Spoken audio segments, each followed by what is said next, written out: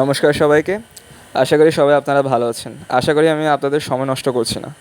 এই যে ভিডিওটা দেখতে পাচ্ছেন, এই ভিডিওতে আমি বেসিক্যালি একটা প্রজেক্ট বানিয়েছি, যেখানে বেসিক্যালি আমাদের ডেইলি ওয়ার্ক লাইফে যাদের আছে চোখের সমস্যা বা কাজের মাঝখানে ঘুমিয়ে পড়েন, এরা তাদের জন্য অ্যালার্ম বা সাইরেন হিসেবে কাজ করবে।